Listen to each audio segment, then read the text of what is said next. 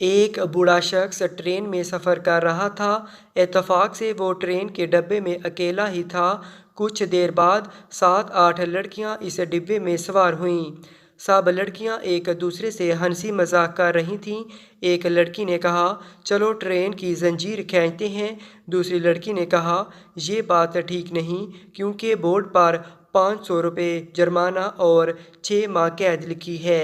تیسری لڑکی نے کہا، کوئی بات نہیں، ہم تعداد میں کافی ساری لڑکیاں ہیں، اگر مل کر چندہ جمع کریں تو جرمانے کے پیسے جمع ہو جائیں گے۔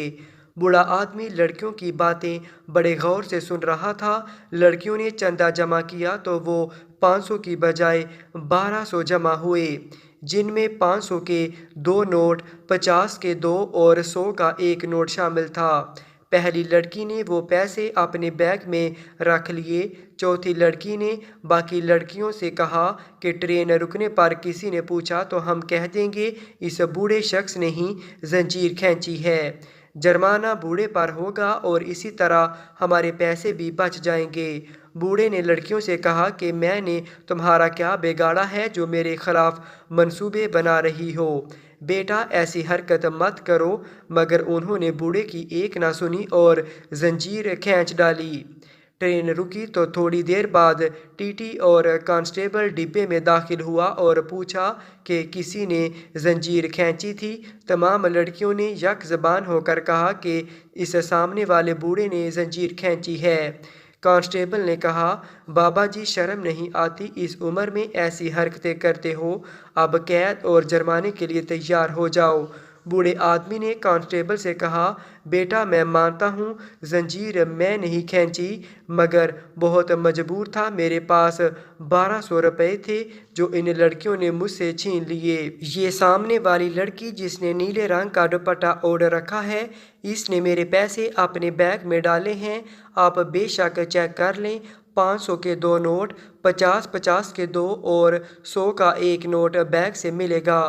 کانسٹیبل نے بیگ کی تلاشی لی تو پورے 1200 روپے برآمد ہوئے۔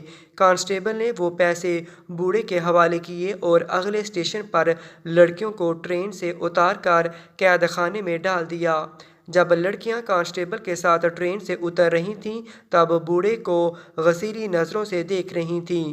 بوڑھے نے اپنی سفید داڑھی پر ہاتھ پھیر کر کہا، میں نے یہ بال دھوپ میں سفید نہیں کیے۔ ایک بزنس مین نے خواب میں دیکھا کہ ایک شخص اس سے کہہ رہا ہے کہ تمہاری کمپنی کے مین گیٹ کے سامنے جو پھل بیچتا ہے اس کو عمرہ کروا دو۔ نیند سے بیدار ہوا تو اسے خواب اچھی طرح یاد تھا، مگر اس نے وہم جانا اور خواب کو نظر انداز کر دیا۔ 3 دن مسلسل ایک ہی خواب نظر آنے کے بعد وہ شخص امام کے پاس گیا اور اپنا خواب بیان کیا۔ امام صاحب نے کہا، اس شخص سے رابطہ کرو اور اسے عمرہ کروا دو۔ اگلے روز بزنس مین نے ایک ملازم سے اس پھل فروش کا نمبر معلوم کرنے کو کہا۔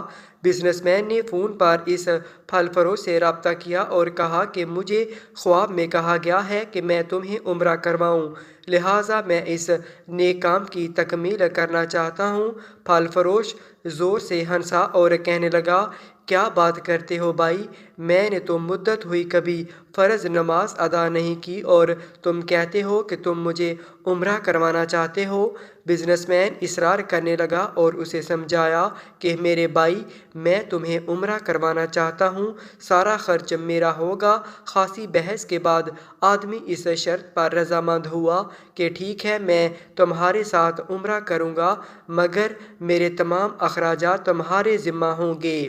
وقت مقرر پر جب وہ ایک دوسرے کو ملے تو بزنس مین نے دیکھا کہ واقعی وہ شکل و صورت سے کوئی اچھا انسان دکھائی نہیں دے رہا تھا۔ اس کے چہرے سے عیاں تھا کہ وہ نماز کم ہی پڑھتا ہے۔ اسے بڑا تعجب ہوا کہ یہ وہی شخص ہے جسے عمرہ کرنے کے لیے خواب میں 3 مرتبہ کہا گیا۔